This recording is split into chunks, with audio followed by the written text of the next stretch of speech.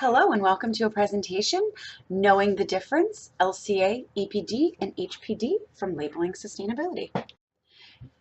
What we're going to learn today is what all of those things mean.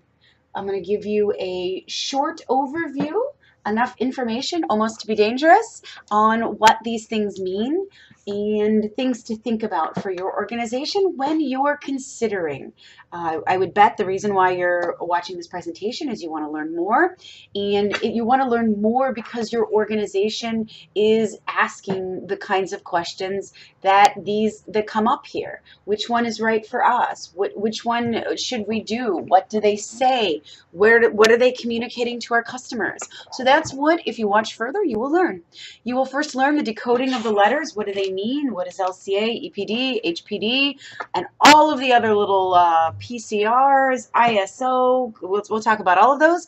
Understanding the different levels of transparency that each one brings to the table to your stakeholders. What are you going to be communicating? Simple questions to help you determine which one is right for you, because ultimately your strategy, your company culture is going to determine which one of these, and what your stakeholders are demanding is going to determine which one of these are right for you, and how to embrace the storytelling, because in the end you can do all of three of these, but unless you have a story to tell your customers, it's not going to go very far. So who we are Labeling Sustainability. We are a consulting firm. We specialize in helping manufacturers with all of their sustainability initiatives. And our key is actually helping manufacturers with those sustainability initiatives and communicating that story to their customers. I believe that the biggest downfall of sustainability is that somewhere early in the sustainability process, people thought that just by saying I am green, that is enough. And so when the initiative fails, they blame it that sustainability doesn't count. They don't blame it on the fact that they didn't communicate that to their customers in a way that their customers understood. My name is Denice Viktoria-Staaf, and here is my email, dstaff@labelingsustainability.com. If you would like a copy of these slides, please feel free to email me. Just let me know you watched the presentation and you'd like the slides. I am very happy to give them to you. They've got a lot of great information, and they're always a great reference to look back to. And even if you want to present to your company and people and say, hey, this is what these things mean, by all means, give me an email and I will send you these slides. You can always check out more on our website, labelingsustainability.com.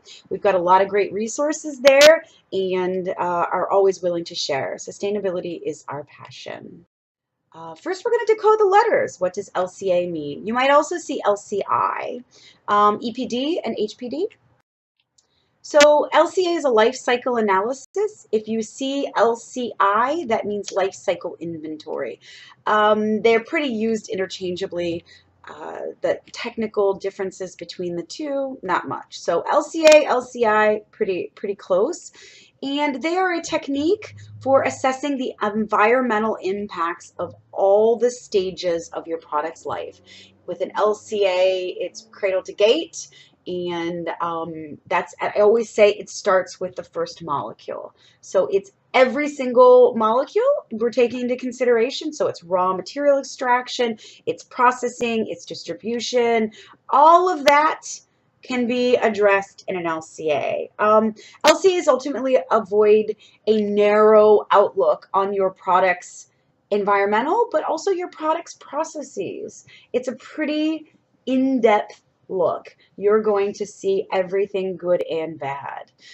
It's compiling an inventory of the energy, the inputs, the releases to the environment, any impacts, and it's really ultimately helping you make a better informed decision. Whether that informed decision leads you down the path to an environmental initiative, whether that informed decision leads you down the path to changing some of your raw materials because of impacts, or you see how much waste. So I always say that an LCA helps you know what you make and waste, if you're not aware, and some companies are not aware. This is actually an input-output map of particle board. So, you know, the pressed particle board that they make furniture with and many other things. This is just off of an LCA that I did, and this is showing you the map of what is put into it. And what is output. So let's just take the sawing of the raw material, right? So you have virgin wood, and when you're making the particle board, they have to take the bark off the tree. So the saw of taking the bark off the tree actually puts particulate matter in the air. So you see that there's the energy to saw it, and there's the output. If you go to the center here, the third one down is drying. In the process, you have to dry the wood, right? So heat energy, and it's actually a lot of heat energy, is used to dry it. As a result, you get VOCs, you get particulate matter, you get NOx, you get CO2, you get all of those things as an output. Maybe you didn't think about that. In the drying process, you're putting out NOx into the air, and that's through the energy, the burning of the fossil fuel. One of the most debated parts of an LCA, and the reason why some people are not pro LCA, is because of what's called the functional unit and reference flows. As an LCA practitioner, the person performing the LCA, I get to pick what's part of the LCA. If you see here, this is part of an LCA that I did, but the red is what I defined my functional unit as, and it's very inclusive. It's a 36 by 72 inch desk with a double pedestal from this group name with this model number and this veneer with this finish. So I made it very, very, very specific. But you don't know, I didn't include the pools, the drawer pools that would be on there. But you didn't know that, right? Because you just read what was included in my LCA. An equivalent to this would be, as an LCA practitioner, let's say I'm doing a water bottle. And I'm doing one, and I say I'm going to include the water bottle and the cap. A competitive company says, well, we also have a label on our water bottle. So we're going to include the water bottle, the label, and the cap. Now, if you didn't think about that and you read my LCA with the water bottle and the label, you'd think this is great. I have less environmental impacts than the company B. I'm therefore environmentally preferable. But you missed a point because I didn't include it. I conveniently left it out. In this case, it wasn't a convenience of left out. This company wanted to make some choices about the desk specifically, so they were not using it for an EPD or anything. It was for their own internal use, so the pools were left off because they were outside the scope of what we were trying to do. But you didn't know that. And that is a complaint of people who say that the LCA is very difficult for business to consumer decisions, also business to business communication. They also specifically, because this is what they were focusing on, was listed the chemicals. Now, those chemicals are part of the process, and therefore they became part of the LCA. If I did not want to include those, then I didn't have to. I just had to state simply that I was not including those. Here's an example of what you get as an output when you do an LCA. A software created this. The software is called SEMAPro. And this is for the particle board. So in the particle board, you can see the urea. The urea formaldehyde is actually what creates this big line in the middle here, this line. And if you go down here to the little key, it says non-renewable energy. Urea formaldehyde is incredibly energy intensive to make, which gives the energy inputs off the chart for particle board. So you can instantly see that if you went to look at a particle board, you want to change your manufacturing, maybe you should consider a non-urea formaldehyde particle board. Oddly enough, that is what the furniture industry did, not because of the energy intensiveness of urea formaldehyde, but because of the VOCs. Just a side note. Impacts of stain. Again, look, energy intensive. That black line there is pretty big for all three stains. So you can see that that is also very, very non-renewable energy intensive. Interesting way is if you're making stains as a company, what would happen if you would put solar panels on your roof? Ooh, you would really change your non-energy intensive, your non-renewable energy intensive output, right? So right there, if you're a company of stain and you're doing an LCA, you can also see ways to not only make your product environmentally preferable, but you can also see ways that you can have a market change. You can have a different way to market your product if you make some changes. And this is where, when I said that you need to know the science of what you make to create the story for your customers, I always tell my customers they have to have a science first, because that gives us the story. You can see how we can now start building a story, and your story builds your competitive advantage. So this is where you can see this, but this is the effects of the stain. So people who are in opposition of LCAs being big business tools for making decisions are saying that in B2B communication or B2C communication, the functional unit creates problems because the LCA practitioner gets to pick it. And so it doesn't mean, it means that from one product to another, if it's two different companies and two different practitioners and two different LCAs, it's very hard to compare. You have to read the whole LCA. You have to consider everything. As a consumer or another business who simply just wants to buy this product, it makes it very difficult. Sometimes it makes it almost impossible, depending on how they're written. And this ISO, the International Standards Organization, does provide some formatting, and you list that in your LCA. This was done in accordance with ISO 14044 and 14044. But it's mostly formatting. It doesn't give you the guidelines A, B, C, D that I can now compare to the next product, A, B, C, D. So determining which product is more environmentally preferable is very hard to tell with an LCA. An EPD, which stands, EPD actually stands for Environmental Product Declaration, is much more uniform in its content. It was originally meant for B2B communication, especially in Europe, right? So if I manufacture in Germany and I want to sell to France, France wants to know what they're getting. They may not be able to come to my factory. They may just be a procurement company and they're procuring for 20 other companies. They just want to know the most information that they can about who I am as a manufacturer, what kind of policies I follow, what kind of rules, what's going on, and they want it to be able to compare manufacturer to manufacturer. And so that's pretty much what an EPD was set up for. It does follow ISO standards 14044, 14025, 14044 isn't written there, but that one as well. And it also follows 21930, which is very similar, but that's for building products. And those are all comparable to EU standards if you're in Europe. But that Environmental Product Declaration has a lot of backing to it that it's going to follow.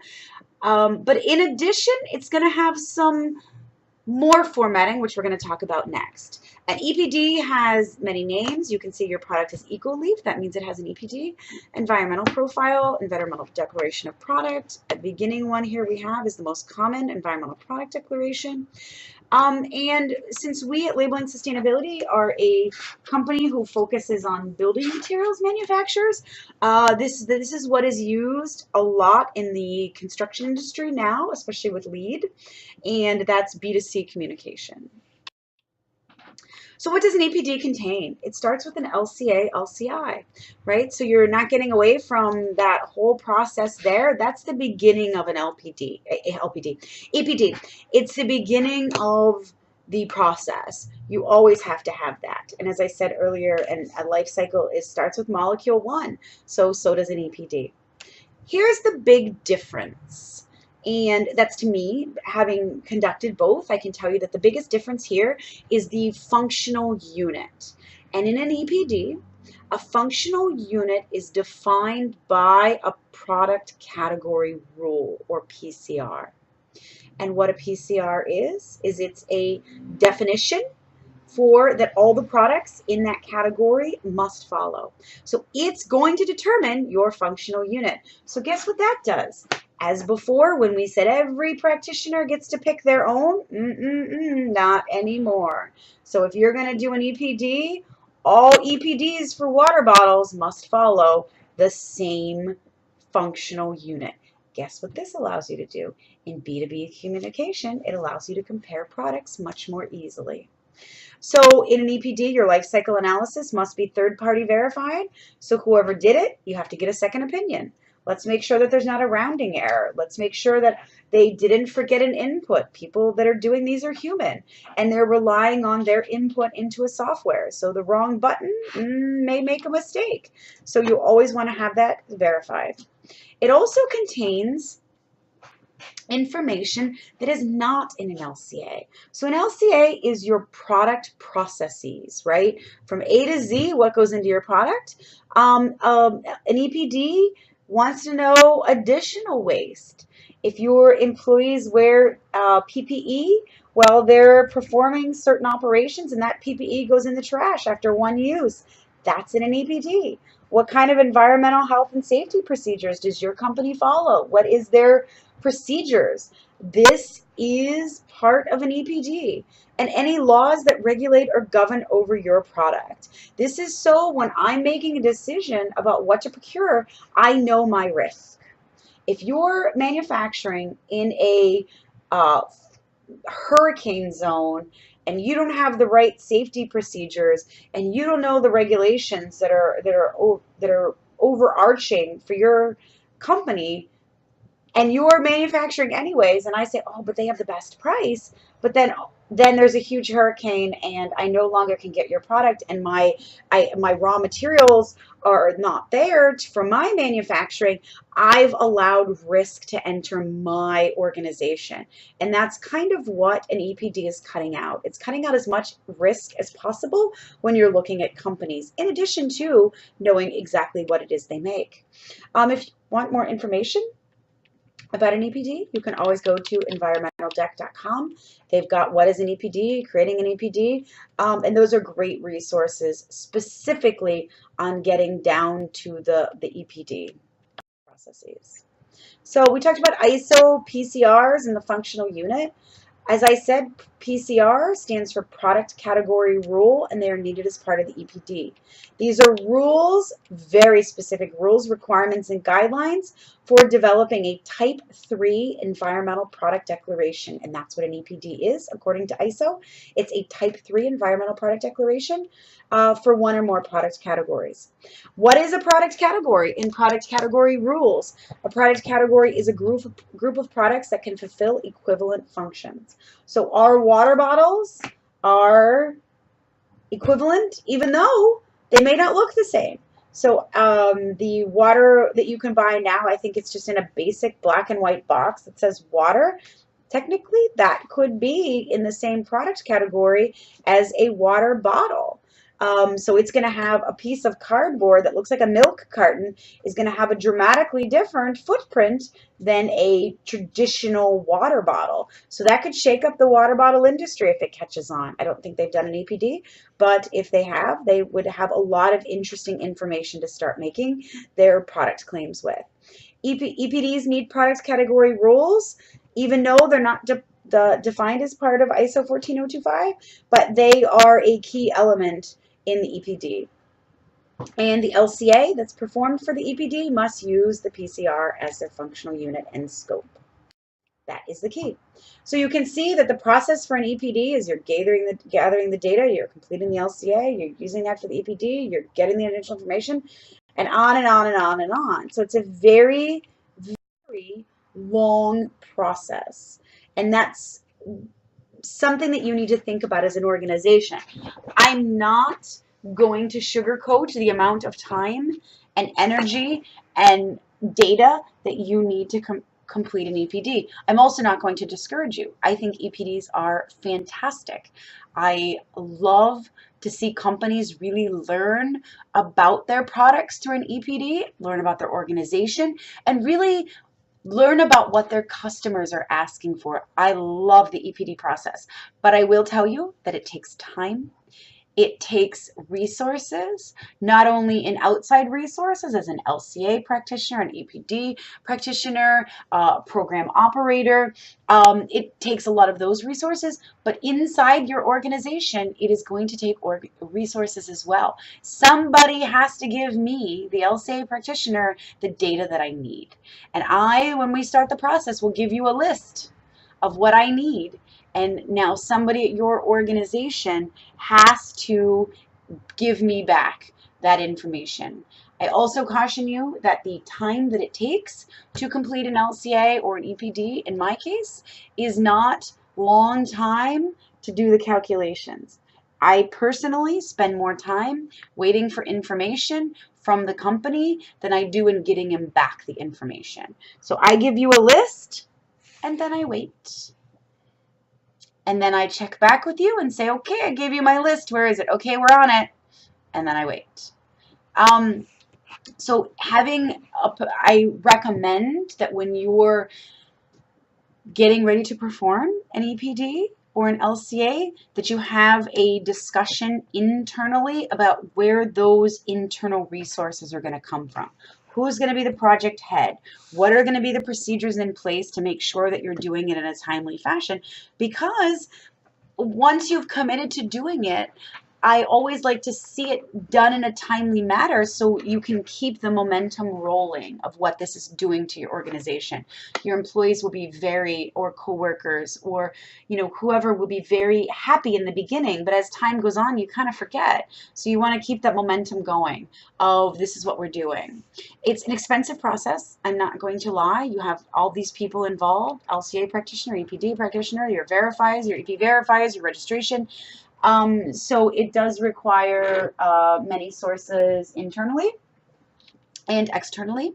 And then your customers or stakeholders may not recognize its importance. So this is something that we will talk about in the transparency and why you would do it, what your market segment is and all of that. But this is something to always think about. Is it, and why are you doing it? Who's asking you to do it? And we'll talk more about that as we go forward. The next one is a health product declaration. Oh, I forgot to put HPD. And we're going to switch gears here. This does not require an LCA. It does not require the type of information that is in an LCA. It's great if you have an LCA and you do an HPD. But we're switching gears. So HPD was established by a lead technical committee and leadership in energy and environmental design. And it first appeared in lead version 4. It's also used by Google Portico. So if you ever want to do business with Google, you should look up Google Portico and see what it is that they're doing. And they're trying to figure out what the most environmentally preferable products are. But lead version 4 committee said, you know what? Here's a scenario that happens all the time. Mr. Architect is designing a preschool or a kindergarten, and the customer says, we have this budget, we want this color carpet, and we need it to have these features. You be able to spill juice on it and paint on it, and we need to be able to wash it. And so Mr. Architect specifies this carpet, and the carpet goes into the building, and the kindergarten opens, and the teacher says, our children are getting sick from the off-gassing of the carpet. And so the school goes back to the architect and says, what are you doing? And he says, I fulfilled all of your requirements. I did everything I could. You gave me requirements. I picked a reputable company. I did all of this. I didn't know that it was going to off-gas like that. So LEED says we want buildings that are not only resource environmentally preferable, but we want good indoor air quality, especially in hospitals and schools. They've obviously done toxicology studies that say, that you should not have a certain level of VOCs in your product if you're going to put it in schools because of compromised, systems. So what can we do? And so they came up with a health product declaration. And it's a cross, in my opinion, between a material safety data sheet and a fancy Proposition 65, California Proposition 65. And what it does, it's concerned with the chemical composition in your product. Not necessarily in the energy that it takes to use your product or the fact that that non-renewable energy is releasing greenhouse gases. It wants to know that once you make that product and I put it in an indoor air environment, what's going to happen? Or some second grader tries to eat it. What's going to happen? That's what it wants to know. And it uses its own builder. So there's no SEMA Pro software. There's no EPD registration. You register with HPD, HPD cooperative.org, hpdcooperative.org, and they give you access to their software.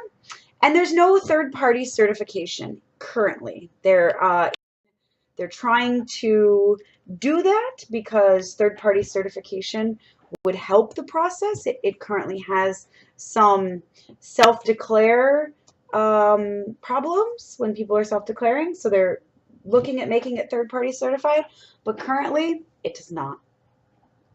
So there you have it. You have an LCA, you now know what that is, you now know what EPD is, and now an HPD. Now what does that mean for your organization? How much transparency? What should you be thinking about when you are thinking which one of these, what will be better, what should I do? How much information do I share? As companies in the business world trying to be competitive, it's a very fine line that you walk between transparency and non-transparency. And I can tell you that stakeholders always want more transparency. Why? Why would me as a stakeholder who wants to buy a product, not only building products, me in my life, want more transparency? It comes down to reputation. I go on Facebook, I go on Instagram, I have a brand, my personal brand. Let's just talk about ourselves, for instance. And in your personal brand, you are much like celebrities making suggestions about products. I love my new lip gloss, or I love my new car, or whatever. I'm making statements about who I am. Well, stakeholders, when they're, architects, when they're building a building, or, anyone who's designing, is making statements about who they are. What happens if I make this statement, I love my new car, and then somebody comes back on my Facebook and says, well, you do know they make that in a terrible factory where they're exploiting children. And we've all heard all the stories, right? So I don't want to make that kind of risk. So if I'm afraid that I'm making a risk in my product purchases, A, I will not share it online, but B, I want to know. So I always want more transparency. And that's true of building professionals. It's true of me buying a new lip gloss. It's true of products in general. In the oversharing, information overload world, we want to know what we're buying. So transparency is king. And when we talked about here our LCA, EPD, HPD, here's your low to high transparency. HPD has transparency, but it is, of the three, it is by far the lowest. Then LCA, then EPD. Now, obviously, there are higher and lower levels of transparency that you can do as part of your sustainability initiatives, but in what we're talking about here, this is how they rank. HPD communicates chemicals, much like an MSDS, allows you to put your product certifications, such as Green Guard or whatever, but it's self-declared, and I'm going to give you a plug here for hiring somebody to do your HPD. I have done HPDs. We at Labeling Sustainability, that's a service that we offer.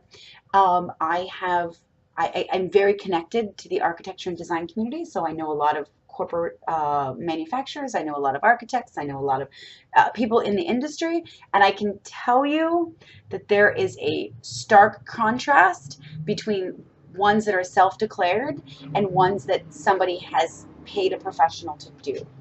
It's a small amount of money, but it can save your reputation. For instance, I had a architect friend of mine who works for a very large architecture firm share this story with me, and she said, you need to call somebody to do your HPD. And the company says, oh no, we have a product manager, and our product manager has a PhD, and she's going to be fine. And she said, okay, come back to me when you have an HPD because we only let manufacturers in our office to present products that have HPDs. And so this manufacturer went and did an HPD and they came back and they said, okay, here's our HPD. And she said, nope, this HPD is terrible. And they go, what do you mean? We had a PhD do it, but you didn't fill it out correctly. You're not declaring things. You're doing this, and this is wrong. I'm sorry, you can't be in our office. And the manufacturer was appalled that somebody said that their HPD was wrong, but when in effect it was. And it wasn't the person who did its fault. It's a whole nother process. And unless you do it every day, it's time intensive for your employee that you've given it to. There's a chance of mistakes, and then you're putting your company reputation on a line for somebody to figure something out. Is it worth $500? Is it worth $1,000? Or is it worth much more to you to walk in and say, here's what I got. Now can I have my appointment, Mr. Architect? Because I want to work on this project with you. And it's going to get me, $850,000 in sales. Is that $500 or $1,000, depending on, what the product is? Worth it? Not. It's not worth it. I would highly, highly recommend it, just simply because it's better for your reputation and it's a small amount of money. LCA is cradle to gate at its minimum, and it's product-related information only. It's the molecules, the way to think about it, it's the molecules that make up your product. As we said before, it's nothing else about the company, your environmental health and safety procedures, your PPE information, your environmental laws in the region that you're working in, not anything. It's to help you make good product choices. An EPD, on the other hand, is business-to-business transactions. That's the easiest way to do it. I mean, think about it. Okay, so here's the biggest question I get when we talk is which one is right for me?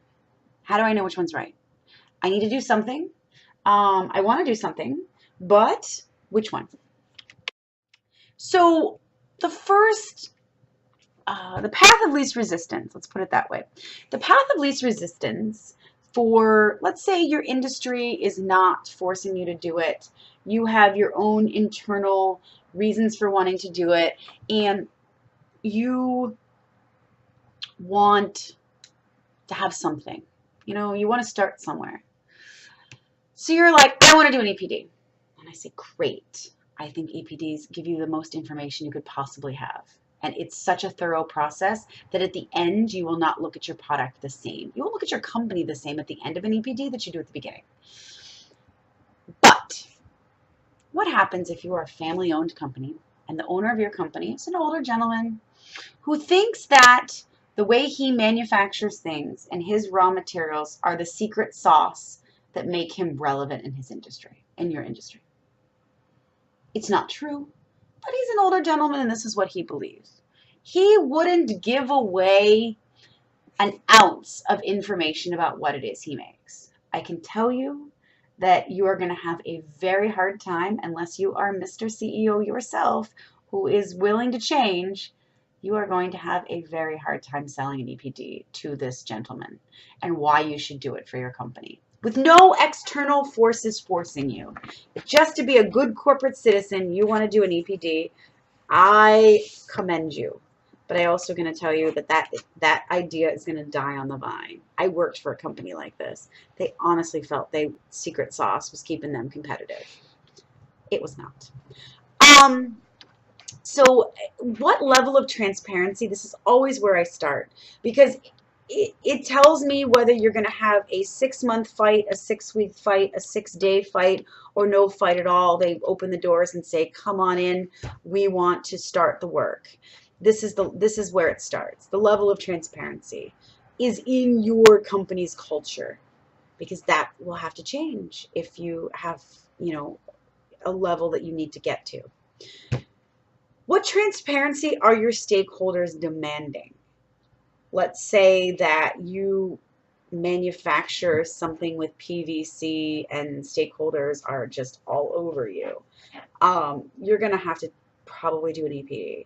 Let's say you manufacture in China and you're trying to sell your products in the US and you're trying to say that your product is green, because believe it or not, it is greener, for a whole host of reasons, I would tell you that you're going to have an EPD and an HPD and any other thing that you can get, because your customers are going to demand that level of transparency to believe your story. Who's your primary market? What market do you want to get into?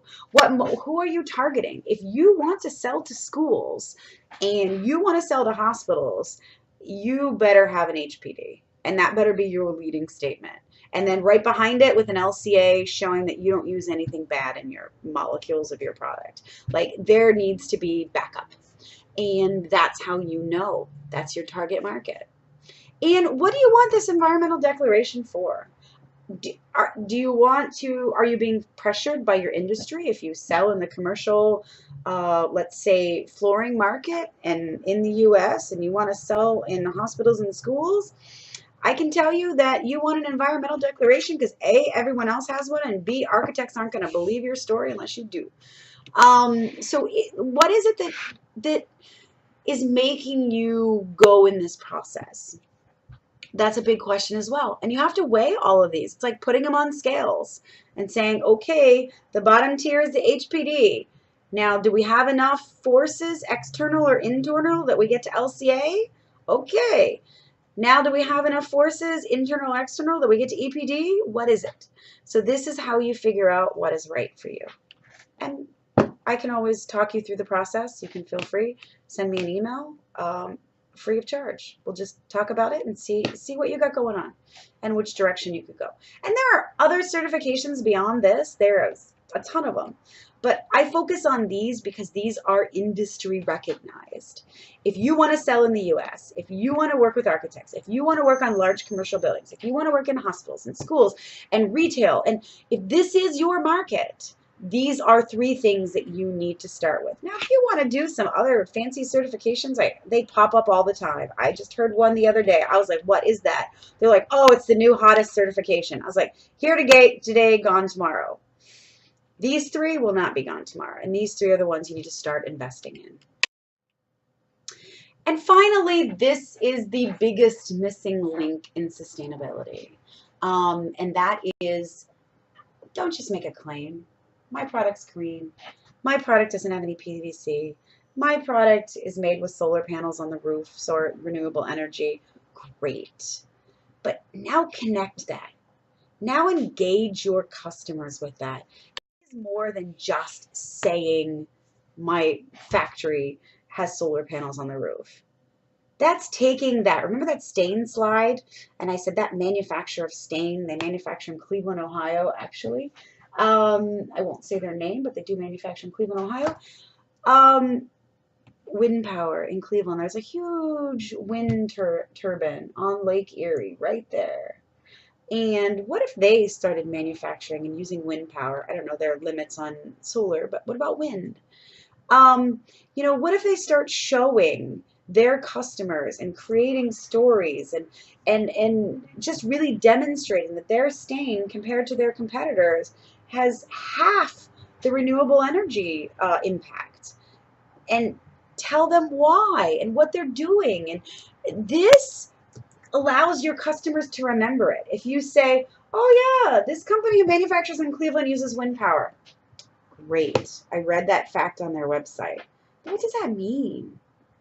Oh, it means that they use less energy.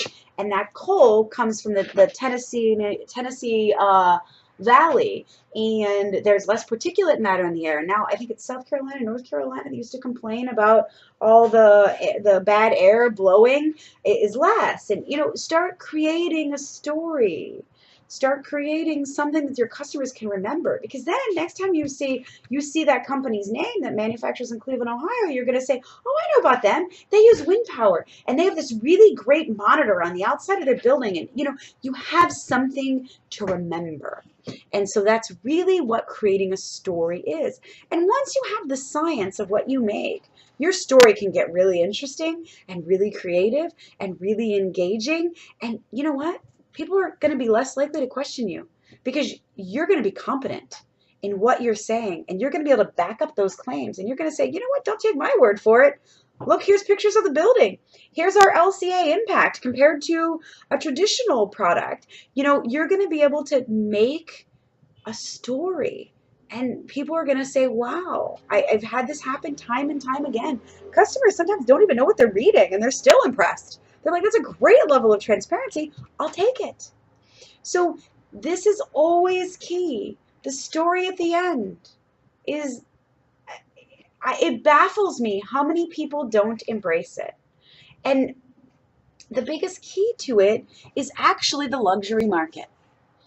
If you want to buy a leather purse, you can buy a leather purse from Macy's, or you can buy a leather purse from Louis Vuitton. Which one has a better story? The purse from Macy's, that's a nice leather bag, some no name, run you $89. Or that Louis Vuitton bag that is made with a symbol, and how did that symbol come about, and you're buying that whole story of Louis Vuitton. Macy's, you're buying a functional purse. It's the same thing with sustainability. Sustainability is creating your preference by creating your story. So again, email me questions, anything you didn't get or something you want more information about. My email's right at the bottom here, dstaff@labelingsustainability.com.